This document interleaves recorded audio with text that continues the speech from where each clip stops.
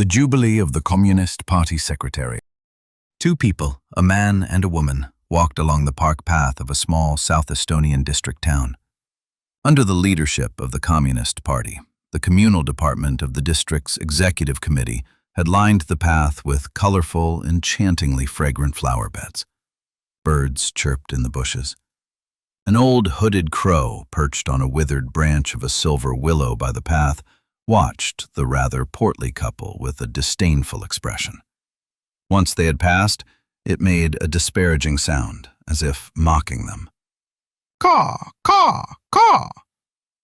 The man felt insulted by the sound, but the woman, or the wife, as life partners were commonly called back then, didn't even notice the crow. The man was, as mentioned, portly. There isn't much more to add, as one doesn't find many grand words to describe a stout man. But the woman, now, about the woman, one could say many fine, beautiful words, if one had the will. To simply say that the wife of the first secretary of the district committee was beautifully fat would be to say nothing at all, especially from behind. She had a peculiar, specific, attention-grabbing, memorable, and astonishing gait. As she walked, her buttocks rose up, sharply up, almost to her back, and then fell suddenly, one might even say with a sharp thud, down. Always sharply up and down, and with a mincing step. A peerless sight. Looking at this couple from behind, it was unmistakably clear to every inhabitant of the small town. There goes the first secretary of the district committee of the Communist Party with his wife. And so it was. They scurried along with a quick, mincing gait, the woman leaning on the man's arm.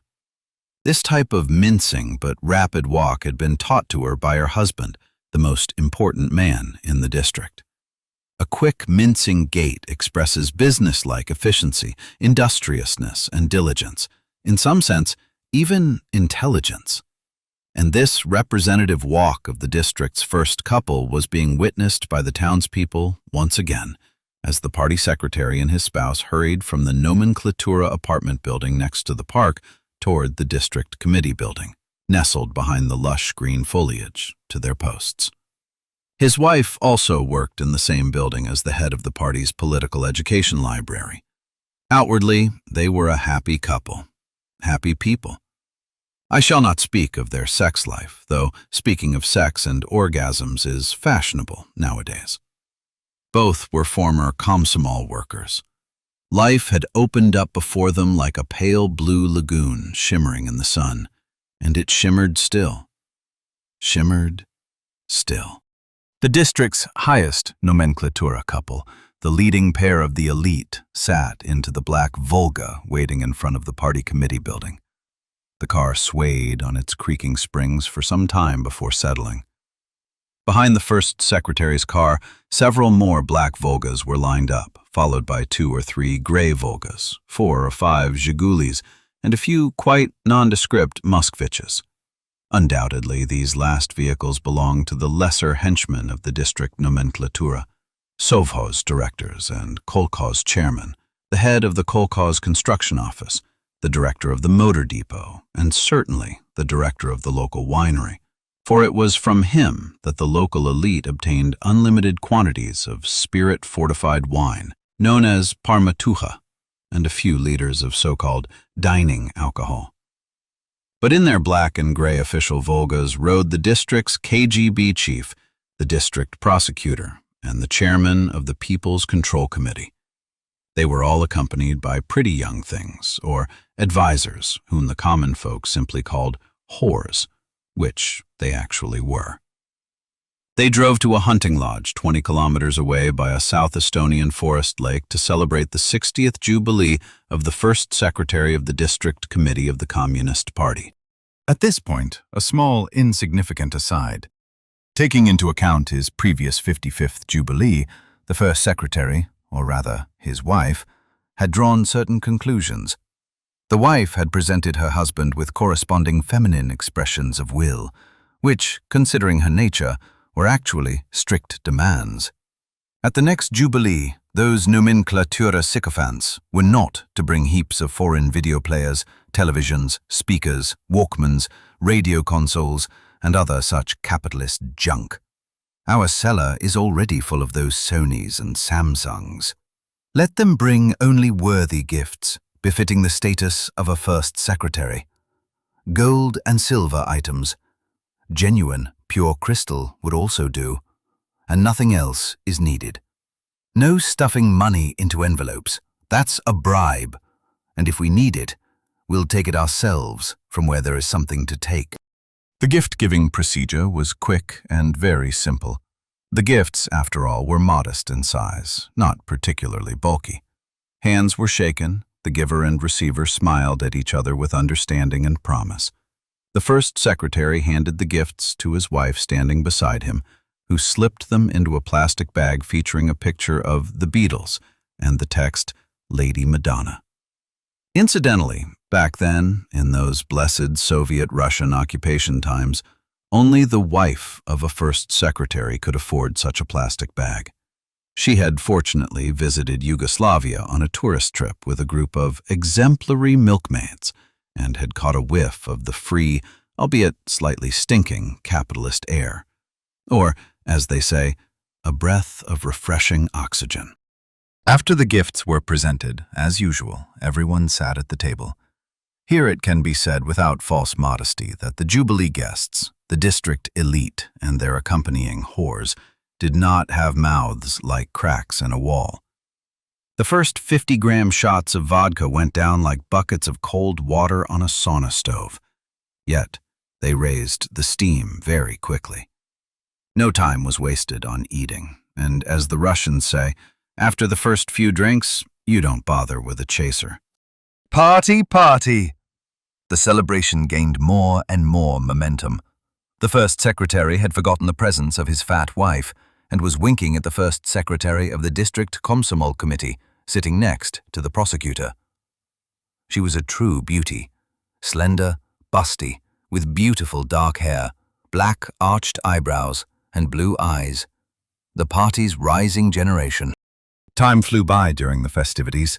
The nomenclatura guests, those who were obligated by their duties to maintain some semblance of clear mind and sober demeanor, decided it was time to start the speeches before this alcoholic of a first secretary ended up entirely under the table.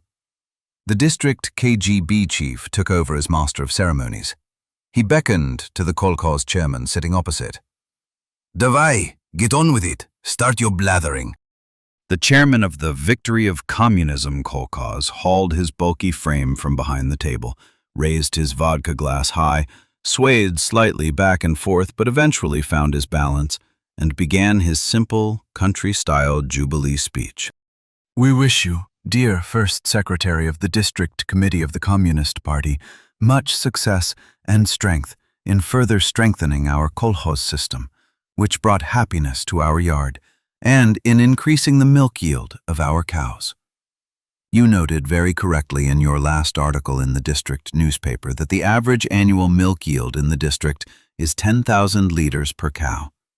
Undoubtedly, we understand that such a party slogan is figurative, as our cows' yield does not actually exceed 2,000 liters a year, but your brilliant foresight, your vision, is the word power that drives us forward.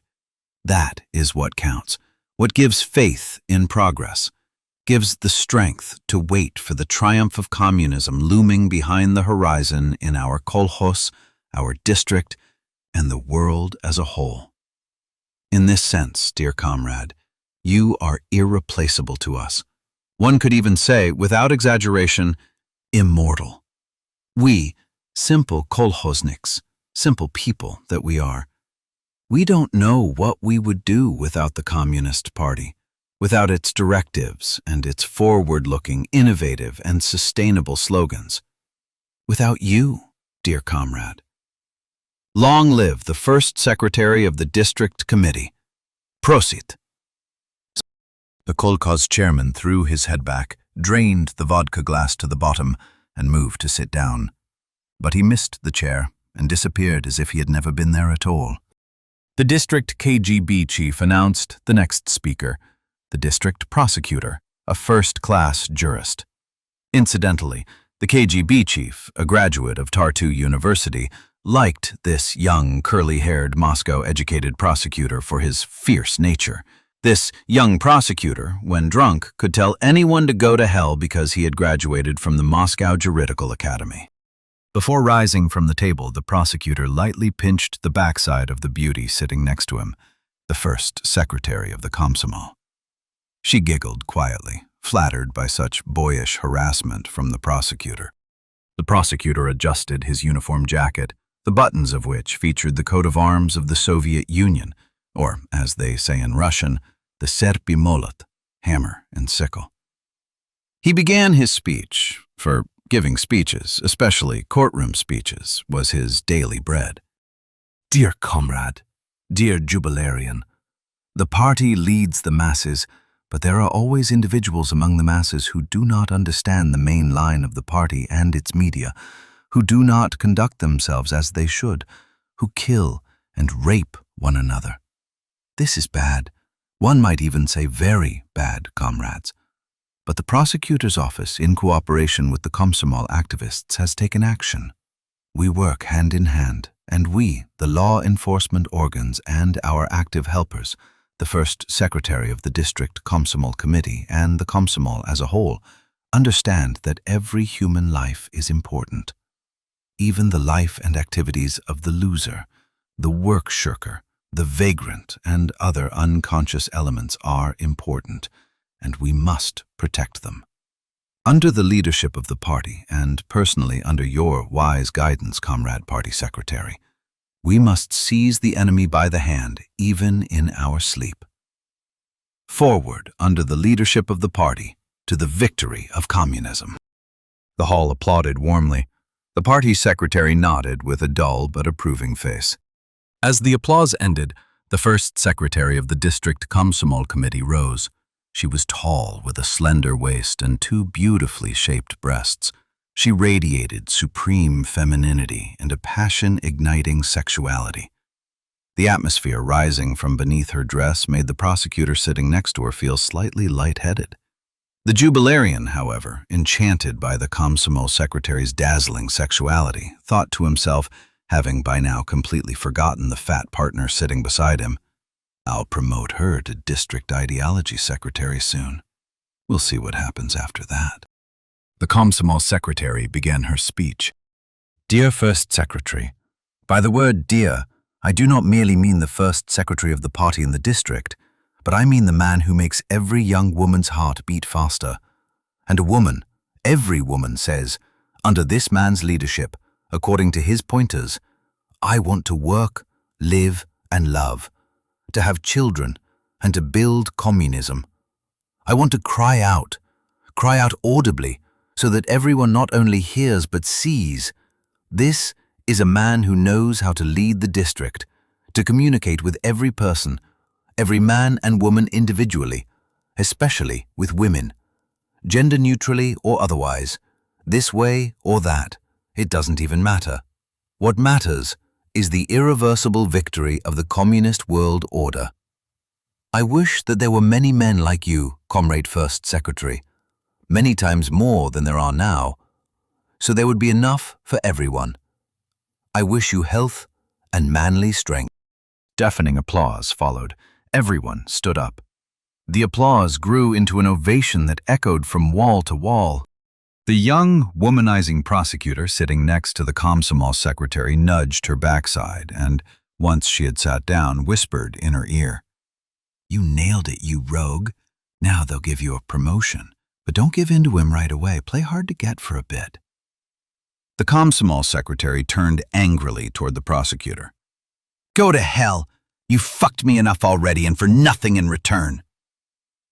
The bickering of the two lovers was ended by the district KGB chief.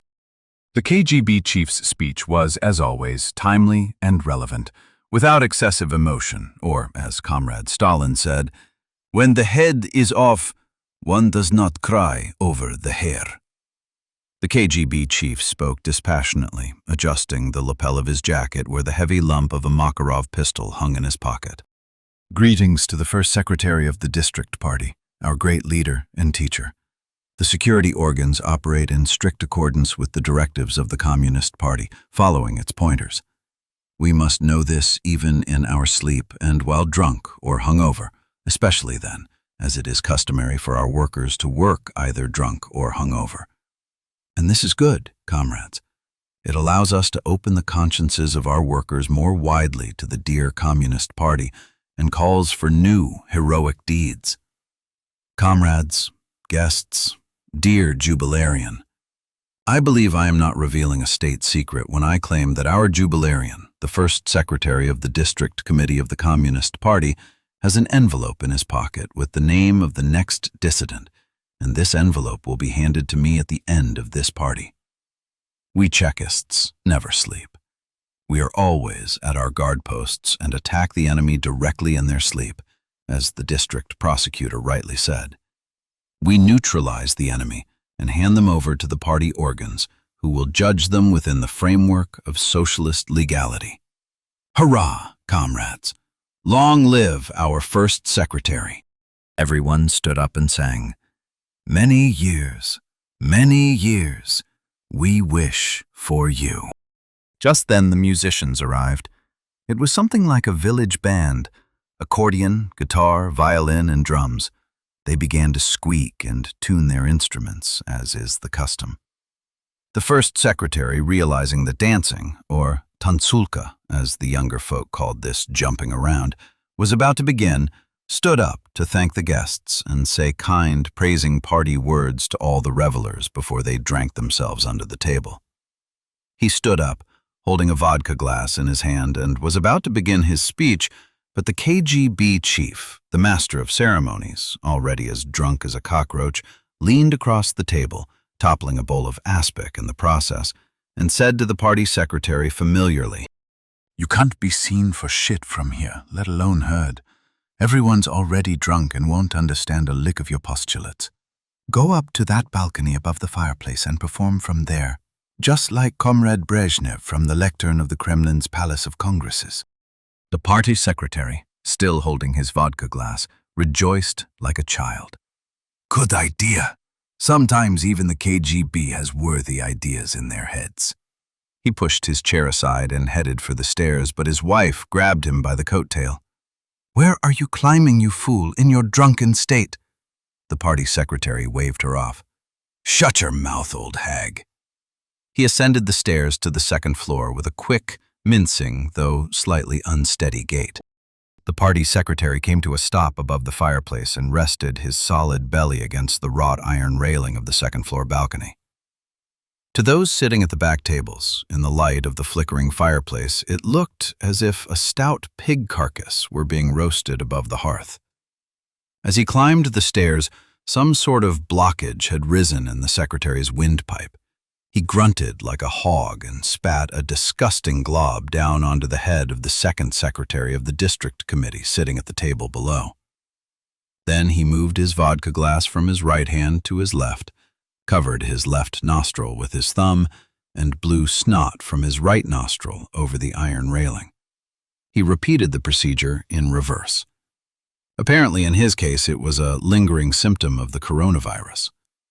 Then he raised his hand free of the glass high, shook his fist, and screamed across the hall, intoxicated by the alcohol, the corona that had already invaded his brain, and the delirium of power.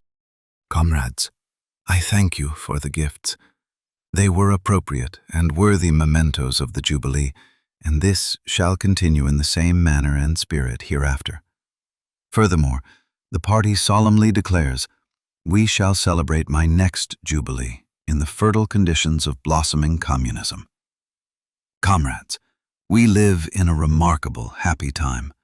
Long live the General Secretary of the Communist Party of the Soviet Union, Comrade Brezhnev. Oh, how I would like to live forever in this beautiful epoch. Before the Jubilee crowd could even begin to clap, the iron railing cracked and sagged, and with it, the portly figure of the party secretary flew head-first off the balcony.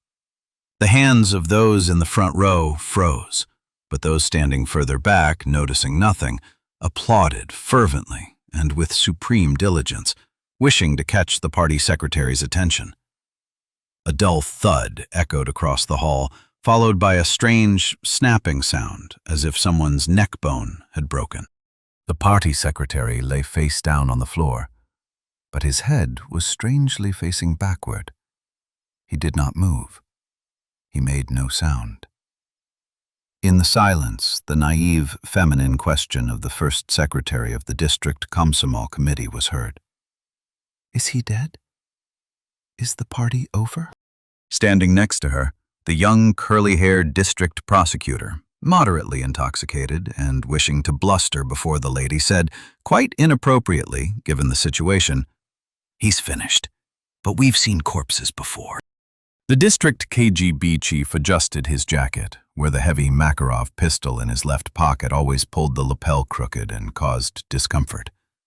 Having set the lapel straight, the KGB chief waved his hand in disgust and said, addressed to no one in particular, "The drinking is over for now." Still, the envelope with the next dissident's name remained in the secretary's pocket. "The raid is cancelled this time. But people drank before the Communist Party, and they will continue to drink without it." Thank you for listening. To discover more stories, follow the link in the description below.